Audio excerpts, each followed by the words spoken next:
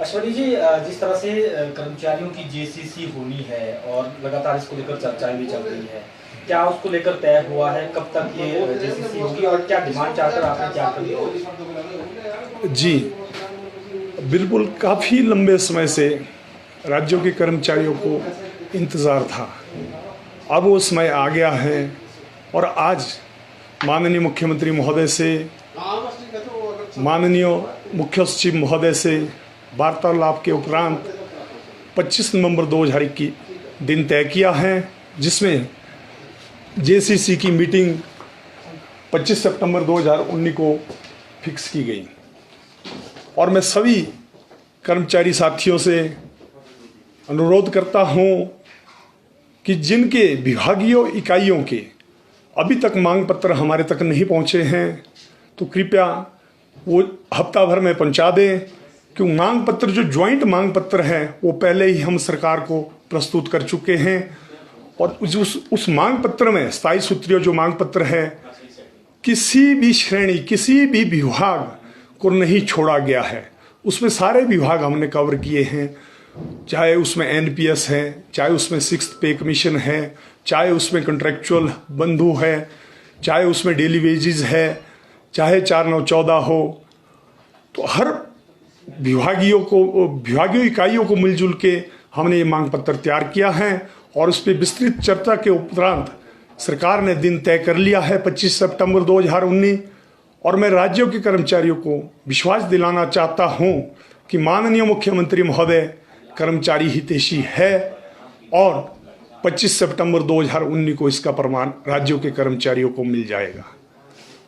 और कल शायद कहीं से खबर आई कि मांग पत्र अभी पर्सनल डिपार्टमेंट तक नहीं पहुंचा है, नहीं सौंपा गया है। तो हमने बात की, पर्सनल डिपार्टमेंट से बात की, उन्होंने कहा कि हमारी तो कोई ऐसी रिपोर्ट नहीं है, क्योंकि मांग पत्र तो हम पहले सौंप चुके हैं, 1 महीना पहले सौंप चुके हैं। उस पर चर्चा भी हो गई है, फाइल मूव हो गई है, दिन तय हो गया है और बिल्कुल संतुलित मांग पत्र हमने बनाया है। इसके अलावा जो एडिशनल सप्लीमेंट्री मांग पत्र आएगा उसमें सभी हमारे निदेशालय, जितने भी राज्य स्तर के कार्यालय है, जो एडी लेवल की मांगे हैं या विभागीय लेवल की मांगे हैं, उनको हम एकत्रित कर रहे हैं और एडिशनल एजेंडा बनाकर उसको भी हम जेसीसी तक ले जाएंगे। प्रमुख कौन सी मांगे हो सकती हैं? प्रमुख जैसे 4914 है, एनपीएस है, मई 2009 की नोटिफिकेशन उसको इम्प्लीमेंट करवाना है राज्यों में, 6th पे कमीशन है और कॉन्ट्रेक्चुअल पीरियड रिड्यूस होना है और क्या बोलते हैं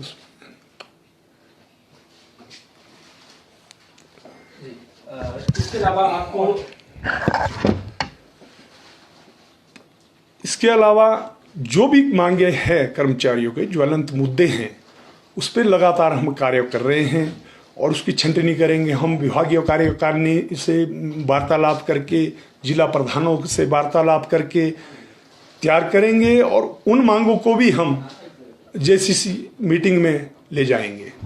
आपको उम्मीद है कि एक लंबे समय के बाद ये जेसीसी हो रही है और इस सरकार की पहली जेसीसी ही है, तो जो मांगे वहां रखी जाएगी वो सरकार मानेगी? बिल्कुल विश्वास है। हम पहले भी कह चुके हैं कि राज्यों में मुख्यमंत्री महोदय जो बैठे हैं वो कर्मचारी हितैषी है। जैसे ही उन्होंने कार्यभार संभाला था उसी दिन सचिवालय में अपनी कुर्सी पे बैठे भी नहीं थे, डीए की घोषणा की। उसके बाद कंटिन्यू बिना मांगे डीए, आईआर सब कुछ देते गए और बीच में कोविड की वजह से जो परिस्थितियां बनी राज्यों, देश विदेश में, तो उस कारण पिछले 1.5 वर्ष से कर्मचारी हित तो क्या किसी भी हित के लिए कुछ नहीं हो पाया। और हमें पूर्ण आशा है, विश्वास है कि होने वाली जो जेसीसी है इसमें बहुत मैक्सिमम जो मांगे हैं कर्मचारियों की माननीय मुख्यमंत्री महोदय मानेंगे और हमारे अधिकारी मानेंगे और राज्यों में अपने कर्मचारी साथियों को बहुत बड़ी खुशी देंगे।